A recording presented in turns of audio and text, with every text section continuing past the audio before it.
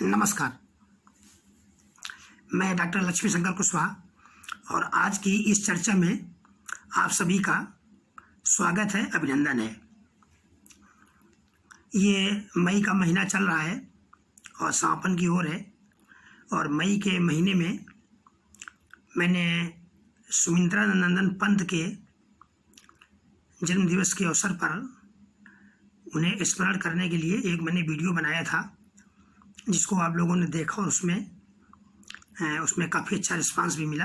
काफ़ी दर्शकों ने उसको देखा और इसी मई महीने में ही एक और हमारे प्रकांड विद्वान आचार्य महावीर प्रसाद द्विवेदी जी का जन्म मई के महीने में होता है और आपका जन्म 15 मई 1864 दौलतपुर रायबरेली में हुआ था। तो अभी ये मई का महीना ही चल रहा है, तो आज मैं उनका स्मरण कर रहा हूँ और इस स्मरण में आप सभी से मैं चर्चा कर रहा हूँ।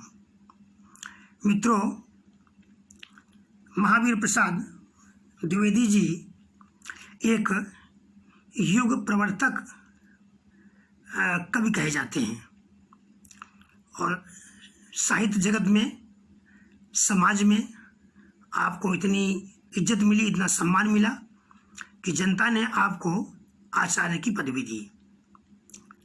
अब आपको आचार्य की पदवी क्यों दी?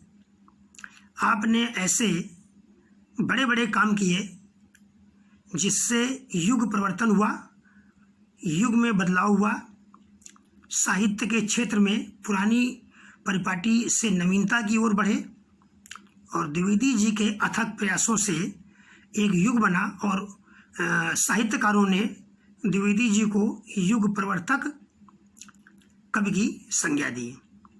आपके समय में, जहाँ तक मेरे संज्ञान में है, 3 मुख्य रूप से कार्य हुए और वह कार्य मील का पत्थर है।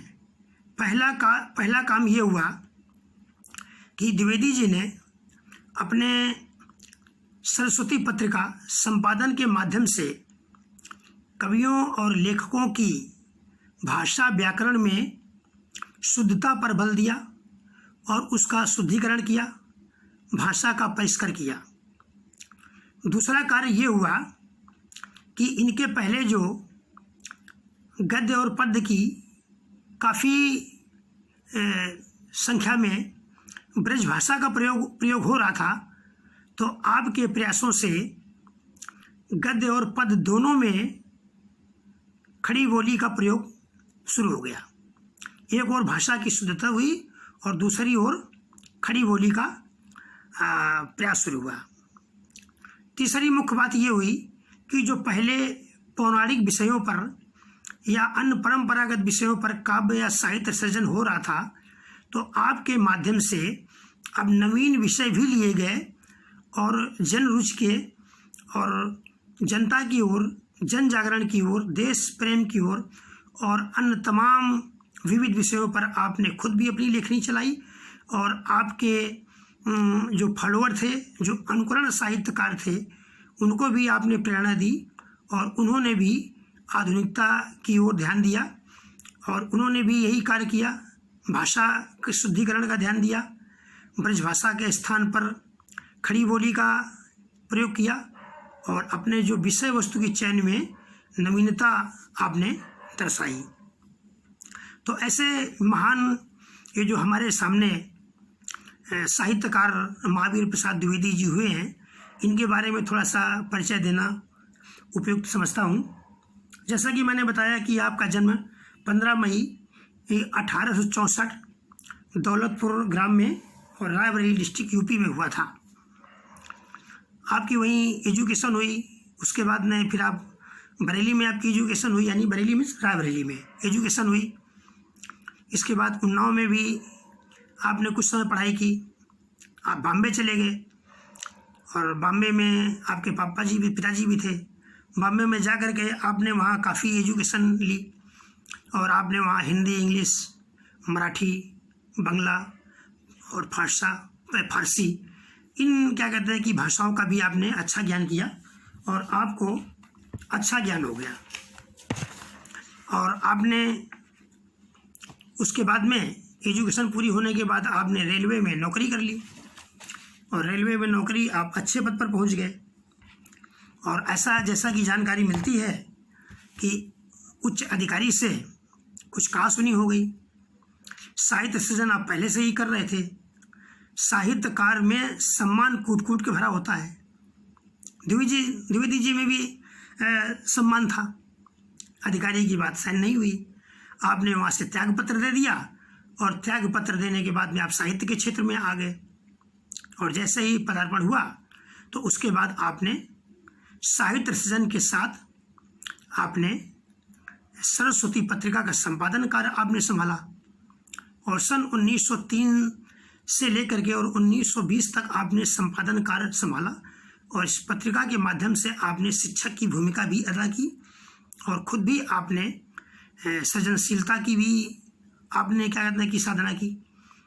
और जैसा कि मुझे ज्ञात है कि आपके मौलिक और अनुदित ग्रंथों की मिला करके लगभग संख्या 80 के आसपास है।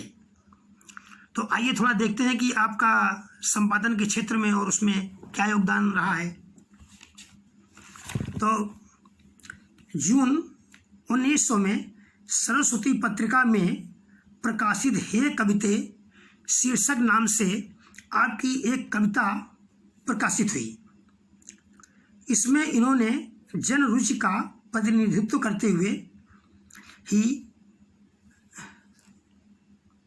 सौरस्य एवं वैविध्य के अभाव तथा ब्रज भाषा के चिर प्रयोग पर क्षोभ प्रकट किया था। सन 1903 में आचार्य द्विवेदी सरस्वती पत्रिका के संपादक बने।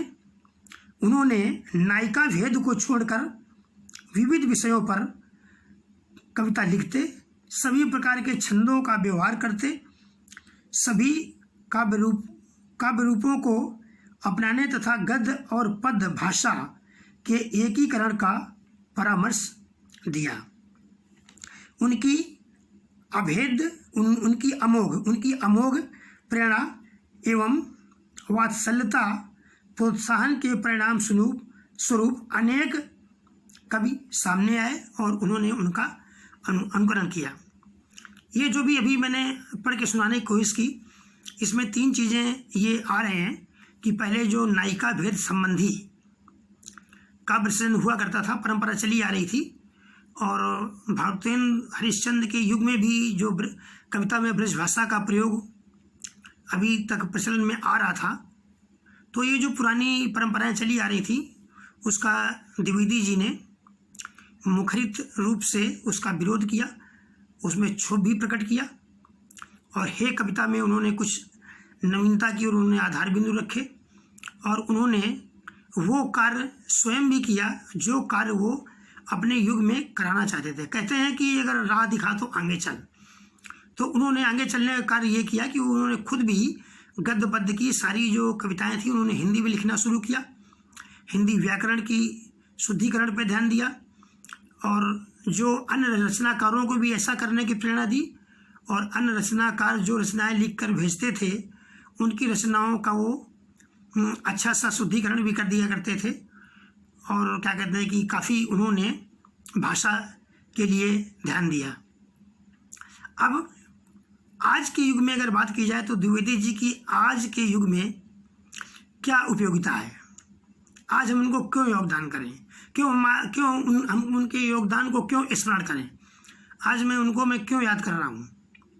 मैं इसलिए याद कर रहा हूँ कि जब जब हमें एक अपने ऑफिस में, एक अपने प्रदेश में, एक अपने विश्वविद्यालय में या एक नेशन में जब जब हमें भाषा की शुद्धिकरण के लिए आवश्यकता होगी या करने की इच्छा होगी या इसको आवश्यक महसूस करेंगे, तब द्विवेदी जी जरूर याद आएंगे, क्योंकि द्विवेदी जी ही एक ऐसे शिक्षक हुए हैं अपने युग प्रवर्तक साहित्य सृजन और जो इन्होंने शिक्षा की भूमिका अदा की वह ये अदा की कि भाषा को इन्होंने भाषा की परिमार्जन, शुद्धिकरण, व्याकरण पर इन्होंने ध्यान दिया।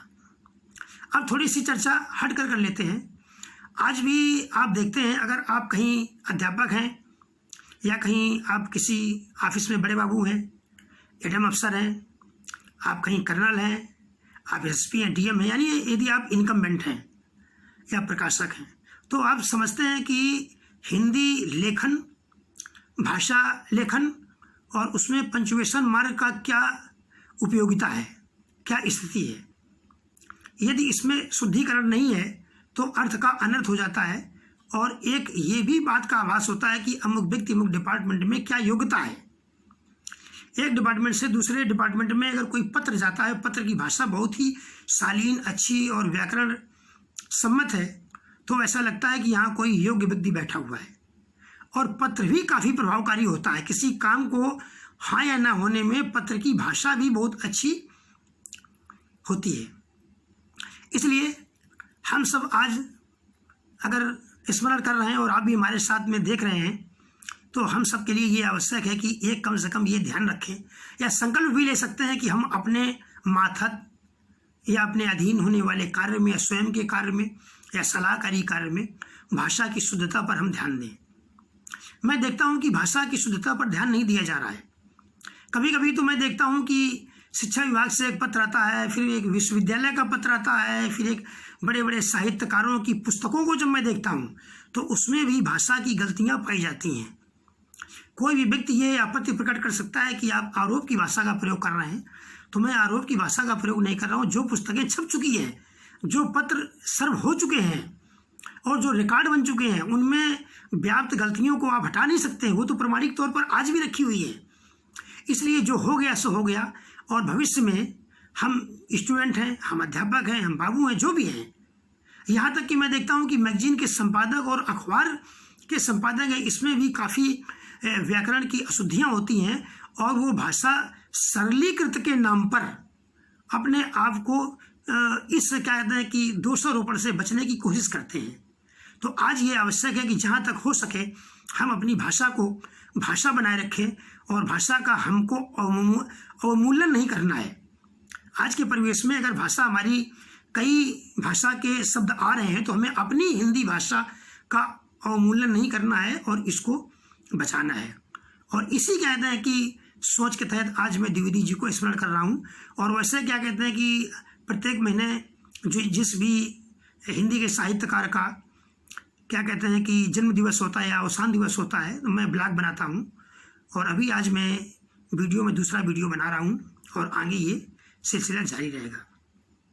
तो अब आइए बात करते हैं कि द्विवेदी जी का क्या योगदान रहा, कितना सृजन रहा। द्विवेदी जी ने जो स्वयं रचे काव्य मंजूषा, सुमन, कान्यकुब्ज, अबला विलाप, गंगा लहरी, ऋतु तरंगड़ी, ये इनके मौलिक ग्रंथ हैं जो मेरे संज्ञान में हैं। और इनके मौलिक और अनुदित जो उन्होंने अनुवाद किया है, ये सब मिलाकर के लगभग 80 ग्रंथ हैं आपके। और आपने सरस्वती पत्रिका का संपादन सन 1903 से लेकर के और आपने 1920 तक आपने किया। ये आपका बहुत बड़ा एक अवदान रहा, योगदान रहा। और आपका जो समय था, आपका जो कार्यकाल था, तो उस समय देश में नव जागरण थी, नई चेतना हो रही थी। इसलिए इस काल को, द्विवेदी काल को जागरण सुधार काल भी कहते हैं, क्योंकि इसमें देश के लिए क्या कहते हैं कि देश में एक नया जागरण हो रहा था। अंग्रेज़ों से युद्ध या अंग्रेज़ों से आज़ादी का दौर भारत के लिए निर्णायक दौर में भी था। और उसके पहले भारतेंदु हरिश्चंद्र अपने साहित्य में अंग्रेज़ों की, अंग्रेजी शासन की क्या कहते हैं काफ़ी व्यंग्यात्मक शैली में क्या कहते हैं उनसे विद्रोह कर चुके थे, अन्य भी साहित्यकार कर रहे थे। तो इसके बाद में द्विवेदी युग में जो भी साहित्य सृजन हुआ, तो इस द्विवेदी युग के अन्य कवियों में, जिसमें मैथिली शरण गुप्त और हरिओद प्रमुख रूप से हैं, इन कवियों ने काफ़ी राष्ट्रभक्ति की, देश प्रेम की भी कविताएं लिखी, जन सामान्य की भी कविताएं लिखी, और उसमें जन चेतना की भी कविताएं लिखी। और ये दौर विशुद्ध रूप से सामान्य जनता को जगाने का कार्य हुआ, और इसमें काफ़ी परिवर्तनकारी काम हुआ। और द्विवेदी जी ने जो अपने माध्यम से अभियान चलाया, उस अभियान को एक शिक्षात्मक भूमिका आपने अदा की, एक शिक्षक की भूमिका आपने अदा की, और इसीलिए द्विवेदी काल को सुधार काल भी कहा जाता है। और मैं देखता हूँ कि हिंदी साहित्य का जो काल शुरू होता है आदिकाल से लेकर के, और आदिकाल से लेकर के अब तक का जो भी काल शुरू हुआ है, इस कार्य में भाषा पर कार्य काफ़ी हुआ है, लेकिन द्विवेदी जी एक ऐसे आए हैं कि जो आधुनिक काल में, ये आधुनिक काल का एक युग, जो द्विवेदी युग है, जो आधुनिक काल का दूसरा युग है, उस काल में भाषा पर काफ़ी शुद्धिकरण हुआ, और भाषा के लिए 3 तरीके से काम हुआ। एक तो खुद भाषा का परिमार्जित रूप सामने आया, व्याकरण रूप सामने आया, गद्य पद्य में भाषा कहते हैं कि सुधार हुआ, और दूसरी में भाषा का ऐसा प्रयोग हुआ कि विविध विषयों में भी खड़ी भाषा का प्रयोग हुआ। इसके अलावा और भी मैंने अभी चर्चा कर ली है। अब मैं अंत में द्विवेदी जी की एक मैं कविता मैं आपको पढ़कर मैं सुनाना चाहूँगा। वो कविता है, तुम ही अन्नदाता भारत के, सचमुच बैल राज महाराज, बिना तुम्हारे हो जाते हम, दाना दाना को मोहताज, तुम्हें संड कर लेते हैं जो, महानिर्दयी जन सिरताज, धिक उनको उन पर हंसता है, पूरी तरह वह सकल समाज। ये उनकी सोच भी थी, ये उन्होंने जन जन के लिए उन्होंने बात किया। तो इस प्रकार से आप द्विवेदी युग को जितनी महानता से वखान किया जाए उतना ही कम है। और द्विवेदी जी 1920 के बाद में सरस्वती पत्रिका के संपादन से फिर ये अपने वहीं बरेली चले गए, साहित्य साधना में अपना योगदान देते रहे, और क्या कहते हैं कि 21 दिसंबर 1938 को रायबरेली में ही आपका देहावसान हो गया। तो इस प्रकार से जैसे कि आपने जाना कि द्विवेदी जी का युग हिंदी के लिए एक बहुत ही इम्पॉर्टेंट युग के रूप में है, और इस युग में कई कवियों ने नवीनता की ओर, राष्ट्रीयता की ओर, देश प्रेम की ओर अपनी लेखनी चलाई। और इस एज में क्या कहते हैं कि इस युग में हिंदी के प्रति बहुत ही योगदान हुआ। द्विवेदी जी का भी जो साहित्यिक अवदान है और उनका प्रदेय है वो निश्चित रूप से स्मरणीय है और स्मरणीय रहेगा। इन्हीं बातों के साथ में मैं अपनी बात समाप्त करता हूँ। और आपने वीडियो देखा, आप हमारे वीडियो देख रहे हैं, इसलिए मैं आपका आभार व्यक्त करता हूँ। और आप क्या कहते हैं कि वीडियो को आगे फॉरवर्ड करते रहें। और अगर आपको अच्छा लगता है तो आप हमारे चैनल को सब्सक्राइब कर लें।